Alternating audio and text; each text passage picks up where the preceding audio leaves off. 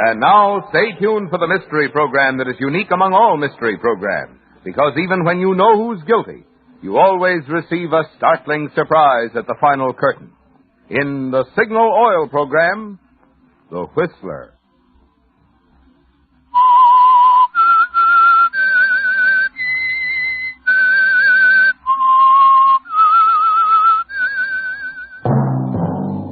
Signal, the famous Go Farther gasoline, invites you to sit back and enjoy another strange story by The Whistler.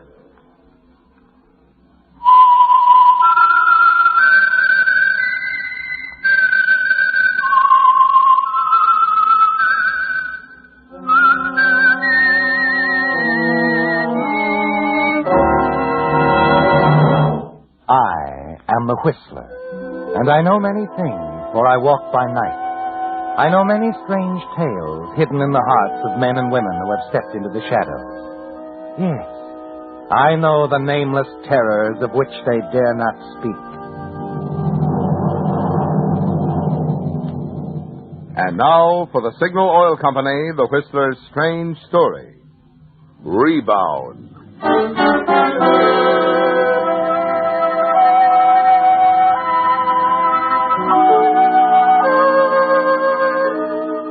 It was early evening, and the offices of Rogers and Bowman, investment counselors, had been closed for nearly 2 hours. The rows of desks were deserted, and the only light slanted in through the frosted glass partition from the outer reception room.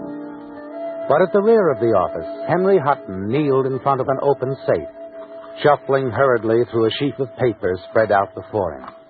Finally, he selected 3 negotiable bonds of $1,000 denomination, replaced the others, and, after closing the safe, started out through the open door to the reception room. And then... Oh, Mr. Hutton. What? Oh, Charlie, what are you doing here? Worked late. I was just leaving. Oh, but I saw you leave at 5. Oh, I just went down to grab a sandwich. Came back, finished up the filing. Oh, I see. Well, that's very commendable. See you in the morning, Charlie? Sure, Mr. Hutton. Oh, Mr. Hutton. Yes? Did you, lock the safe okay? Oh, naturally. Good. Just wanted you to be sure. Well, I'm glad you're so careful, Charlie, but everything's okay. I just came back to pick up a couple of bonds with my aunt's. We handle her account, you know. She wants to use them in a little real estate deal in the morning. See? Night. Good night, Charlie.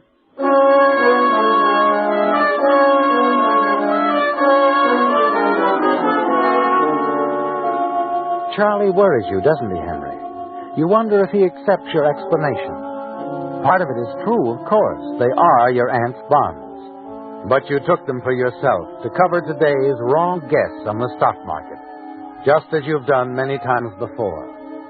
Charlie presents a problem to you, and your thoughts are on him as you hail a taxi and ride out to the party you're attending this evening. In these expensive surroundings, you hope to forget the problem of Charlie's sudden intrusion at the office and the pressure of continually losing your aunt's money on the stock market. As you take a drink from the buffet table, you see a beautiful reason to forget your troubles. Hello. Hello. Nice party, isn't it? Well, all of a sudden it seems very nice. Never seen you before, have I? I mean, I've been to lots of parties out here. I just came out from the east. Oh, on vacation? No, I'm going to stay here. I've taken a house. Your husband here with you? I'm not married. Oh, well, that takes a load off my mind. I don't think I'd have ever recovered if you had been. My name is Hutton, Henry Hutton. Lisa Morrell. Lisa? Mm-hmm. That's nice. That's very nice. Dance, Lisa? I'd love to, Henry.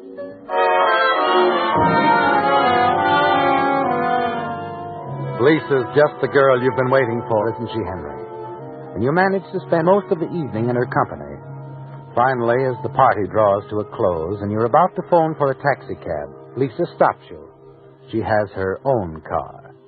And when you slide under the wheel of her cream-colored convertible upholstered with leopard skin, you're even more impressed. Then several minutes later, you pull the car to a stop in front of the palatial residence she's taken in Northridge. It's so late, Henry. I think you better take my car. I'll have my chauffeur pick it up tomorrow. Oh, no, that's too much trouble, Lisa. No. There's an all-night taxi stand a couple of blocks from here. I'll just walk down and get one there. Well, you're welcome to the car. Sure I am. It's not necessary. Lisa, how about dinner tomorrow night? Or am I a little quick? I'd have been disappointed if you hadn't asked me. Swell. I'll pick you up around 7. I'll be waiting. Well, Henry, you found an answer to your dreams, haven't you?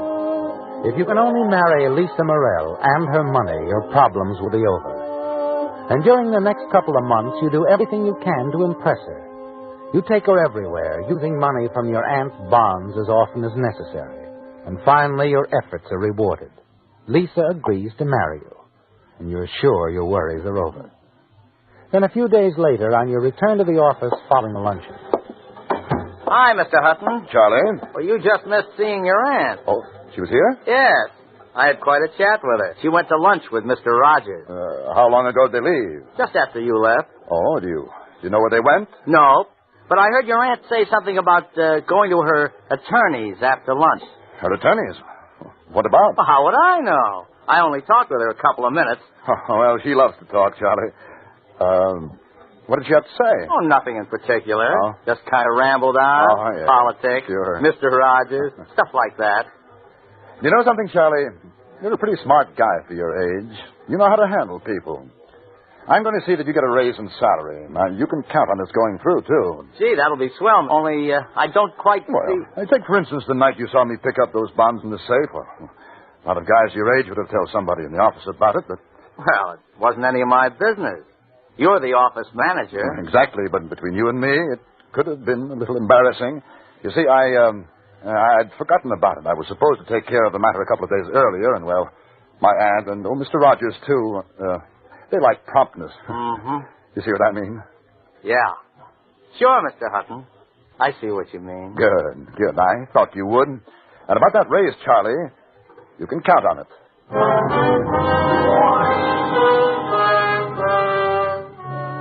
You're upset and uneasy, aren't you, Henry? But as the afternoon passes, you're sure your fears are groundless. Charlie thanks you several times for your efforts in his behalf, tries desperately to please you in every way. And when he returns, Mr. Rogers is his usual self. Yes, you're sure you're safe for a while.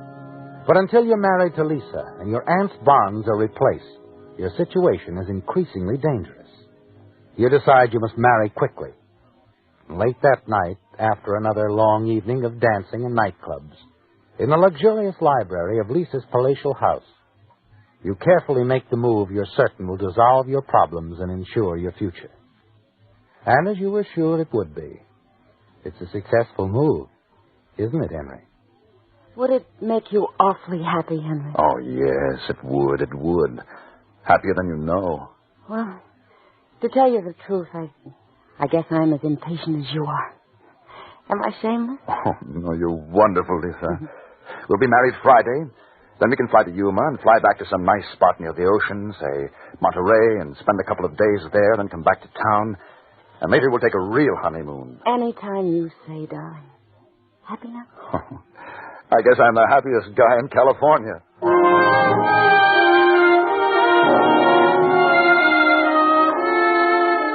Well, Henry, your problem is solved, isn't it? Once married to Lisa, you'll have everything you've dreamed of. You're sure she loves you. Her every action has shown you that. And you're certain that you'll never let the question of a few $1,000s worth of bonds stand between her and happiness. For the next few days at the office, things move along as smoothly as usual. You approach Mr. Rogers regarding the raise you promised Charlie Rockwell. He listens attentively and agrees to grant it. When you tell Charlie the good news, his gratitude is obvious. That raise was a master touch, wasn't it, Henry? Just before the office closes, your aunt phones and asks you to have dinner with her at home. You seem preoccupied, Henry. Oh, no, I was just enjoying the chicken, Aunt Ida. As no one can fix chicken quite like you, Aunt Ida. Sure you haven't anything on your mind?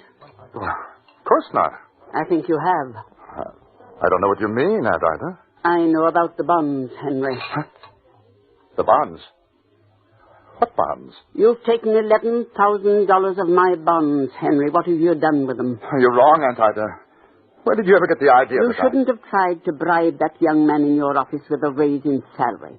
He thought nothing of your being at the safe that evening, but when you were so anxious no one should know of it, and then offered to get his salary raised, he became suspicious. Felt it his duty to speak to Fred Rogers. Mr. Rogers, but I just left him and he didn't He say... doesn't know, Henry. When he phoned me to come in the night before last and listed the bonds which were missing, I told him you'd made several transactions for me and that everything was probably all right. Then he doesn't know. No one knows yet. I wanted to give you a chance to tell me your side, if you have one. Oh, I do, Aunt Ida. Believe me. You see, I got a tip on a stock from one of our biggest customers. It's his own company, you see. He assured me it would be worth double the market in a few weeks. I wanted to surprise you. What's the stock, Henry? It's international television. I see. Very well, Henry. I want that stock by 12 o'clock tomorrow. But Aunt Ida, 12 o'clock, Henry, and I hope you're telling me the truth. If not, you'll have to pay the penalty. What do you mean by that? I mean that I'll have to report the loss to Mr. Rogers. Ever since your parents died, I've tried to do the best I could for you. I secured your position with Mr. Rogers, but you're a bonded employee in a position of trust. I can't abide dishonesty even in a relative.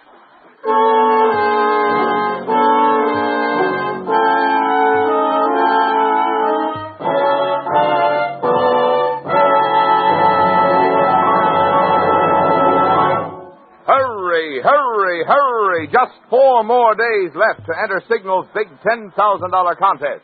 That's right. Thursday, June 15th is the last day to mail your entry that may win you a new Buick or one of 200 valuable prizes. So if you haven't gotten an entry blank yet, hurry to your nearest Signal station and get one free, completely free, no purchase required. Then here's all you do. You know those Signal cartoon billboards that show an angry bride waiting at the church door for the groom who is just arriving late because he ran out of gas? You can just imagine what that bride is probably shouting at the groom. Something like, "Mother warned me you were dumb, but I thought you at least knew enough to use Signal Go Farther gasoline." Well, just write on your entry blank what you think she's shouting in 25 words or less. And then, hurry! Get it in the mail so it'll be postmarked no later than this Thursday, June 15th. Winners will be selected on the basis of originality and humor, aptness and suitability in advertising Signal products. And your chances of winning are good, because only entries mailed on official entry blanks from the 6 Signal states, California, Oregon, Washington, Idaho, Nevada, and Arizona, are eligible to win. So act quickly. Your entry may still win one of 200 big prizes worth $10,000.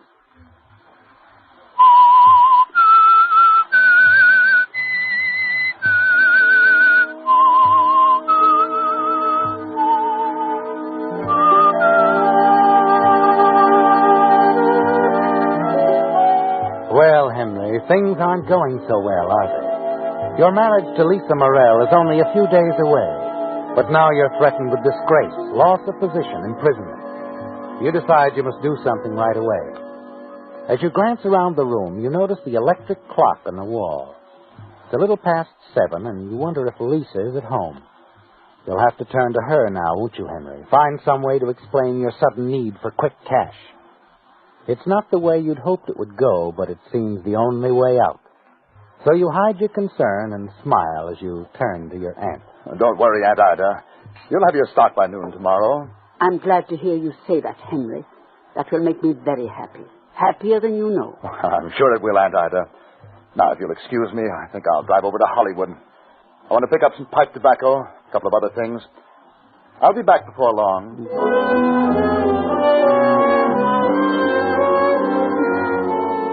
You saunter out of the house, but once in your car, you don't waste any time heading out over the pass toward Lisa's house in Northridge. All the way out, you debate just what to say, and finally decide on the story that you're sure will go over. You push the buzzer, and Sedgley, the butler, greets you at the door. Good evening, Mr. Hutton. Good evening, Sedgley. Is Miss Morrell in? Miss Morrell has left, sir. Left? You mean left town? Yes, sir. This morning. But I don't get it, since she didn't say anything. It was rather sudden, sir. You see, the Hawthorns arrived unexpectedly yesterday afternoon. And who are the Hawthorns? The people who bought this house. Her employers. Her employers? Miss Morell was secretary to the Hawthorns, Mr. Hutton. They sent her out here with the rest of the staff to get things in order. Oh, but no, that can't be true. No, you must be mistaken, Sedgley. It is true, Mr. Hutton. Well, I can't believe it. Why, she led me to believe that she was wealthy, that all of this was hers. I'm afraid Miss Morell had set her cap for you. She was trying to impress you, to make you think that she was as wealthy as yourself, sir. The Hawthorns were quite angry when some friends of Miss Morell stopped over unexpectedly and they discovered this deception. They insisted she leave town. Well, Sedgley, it seems she just wanted to marry me for my money. Yes, sir.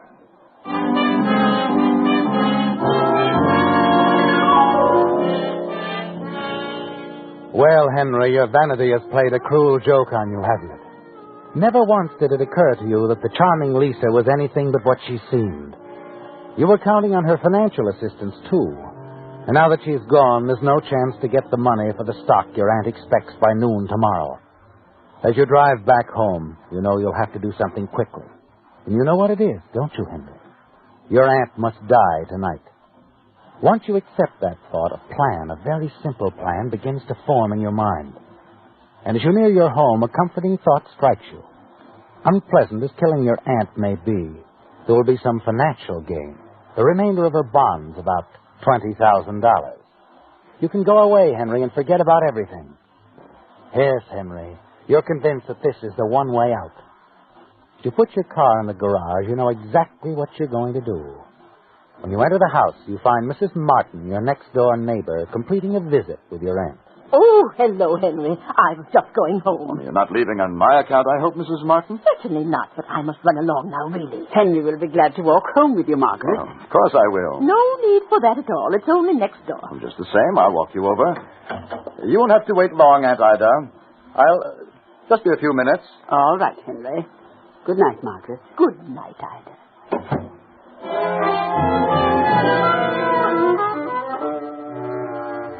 You don't have long to wait, do you, Henry? But as you say goodnight to Mrs. Martin at her door, you're sure your plan can't fail. It's so simple, so final, you're certain it'll work. Once you're back home, you go up to your room and dress for bed, leaving your aunt downstairs at her reading. When you come back downstairs, you're ready to put your plan into action. Not going to sleep yet, Henry? I thought you'd gone up to bed. Well, I just remembered something I wanted to check down in the basement. I noticed something the other day. It won't take long. You turn on the basement light and start down the stairs. You must move rapidly, Henry. You stop at the third step. With deft fingers, you stretch a thin wire across the step which you've taken from your room. Make certain it's taut, and wrap it securely at each side. Turn out the basement light, and very quietly slip down the rest of the stairs. You're breathing heavily as you reach the basement floor. This next move is all important, Henry. You must be calm, and you are. You sound quite normal as you call upstairs. Aunt Ida? Yes, Henry? Did you call, Henry? The basement lights are out. Can you bring me a fuse, please? Of course. Just a moment. You hear her footsteps overhead. She's gone for the fuse. And you stand there in the basement waiting. Very shortly, you hear her light footsteps approaching the door at the top of the stairs. Where are you, Henry? I can't see a thing. Just come down a few steps, Aunt Ida. I'll meet you. All right, Henry.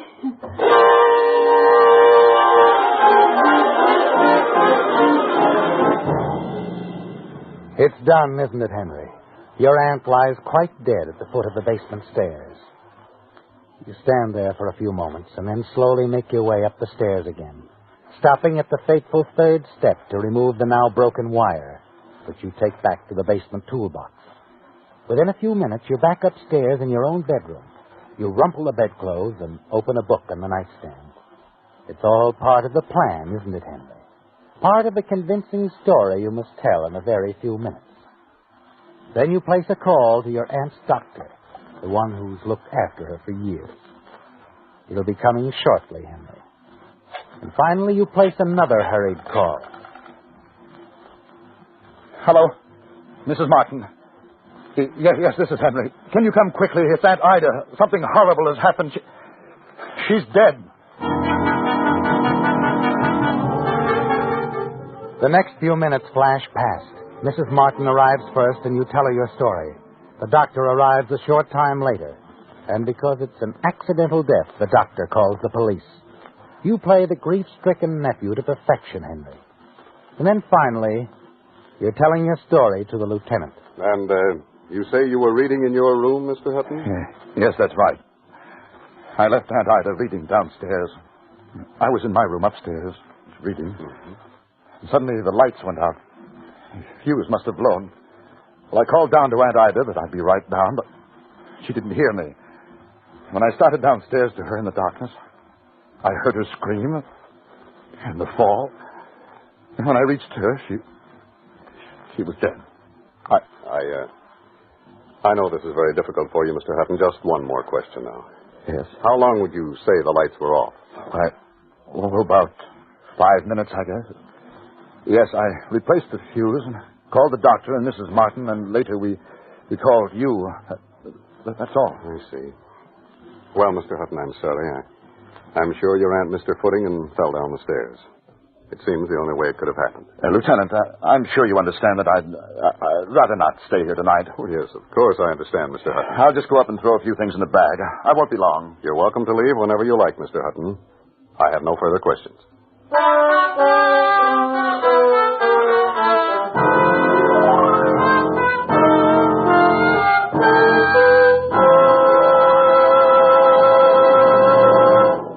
There's no limit to the number of times you can enter Signal's big $10,000 contest, in which the first prize is a Buick. So, if you've already sent in one entry, double your chances of winning by sending in another. But hurry, hurry, hurry, because this Thursday, June 15th, is the last day.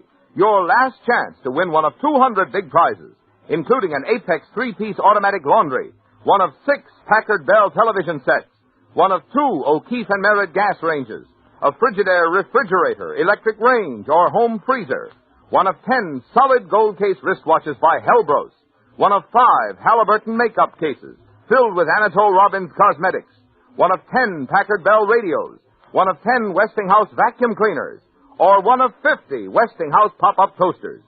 Imagine winning prizes like this for just writing in 25 words or less what you think the bride on the Signal billboard is shouting at the groom. And entry blanks are free at any Signal station. So hurry, hurry, hurry. Get your entry blank quick, because Thursday, June 15th is closing day in this easy, easy Signal contest, in which you may win a Buick or one of 200 big prizes.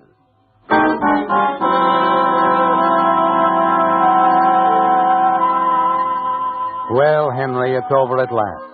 For the first time in months, you can breathe easily, secure in the knowledge that no more questions will be asked about your aunt's missing bonds. Downstairs, the lieutenant and his men are completing their routine examination. But as you pack your bag, you feel certain there will be only the formalities, and then what's left of your aunt's holdings will be yours. Not a great amount, but enough to let you get away and forget all that has happened. You're not even too angry about Lisa anymore, are you, Henry? You can almost smile now, as you realize that Lisa was after your money just as you were after hers. And you're still thinking about her a few minutes later as you move down the stairs and into the living room, where Lieutenant Ames is talking with Mrs. Martin and the doctor. Oh, Hutton, come in. Come in, will you? Yes, Lieutenant? I was just talking with the doctor here. I understand that you're with Rogers and Bowman, the firm that handles your aunt's finances? Well, yes, Lieutenant, I am, but I don't quite your see aunt's accidental death was quite convenient for you, wasn't it, Hutton? Well, I don't know what you mean. I mean those bonds you stole from your aunt. About $11,000 worth. Stole? Why, that's ridiculous. I handled my aunt's affairs. It's no use, Hutton. While you were upstairs, the doctor here phoned your aunt's attorney to tell him of her unfortunate accident. Then I spoke with him. He told me the whole story, Hutton. She told him yesterday she was going to expose you tomorrow. Oh, well, she didn't really mean that. My aunt and I were on the very best of terms. Weren't we, Mrs. Martin? I'm sure she was quite fond of you, Henry. Yes, her lawyer told me that. But he said she was a stickler for honesty, too. Your aunt thought more of you than you realized, Hutton.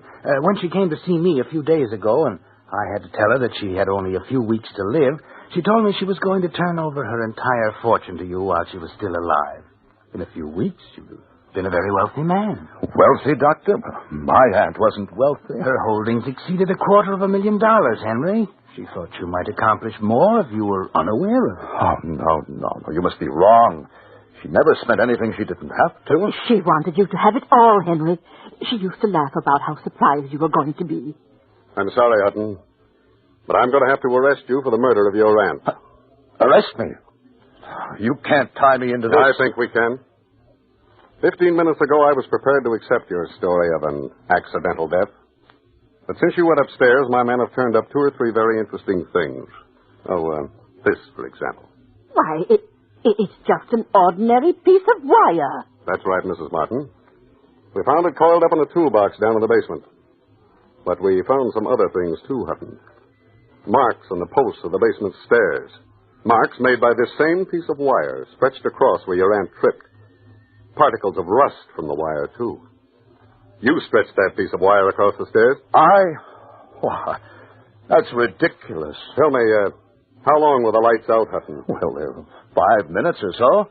How do you know it was 5 minutes? Did you check the time? Of course not.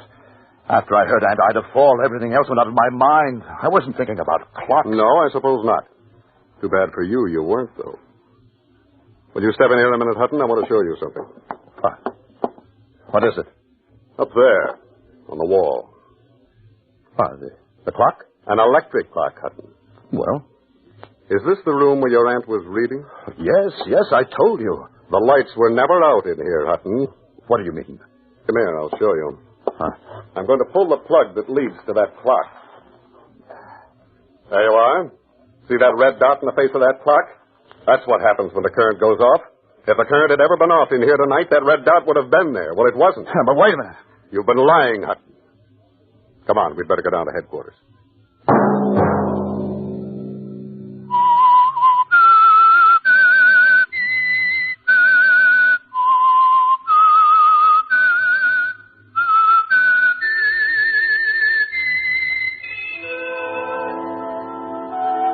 Let that whistle be your signal each Sunday for the Signal Oil program, The Whistler.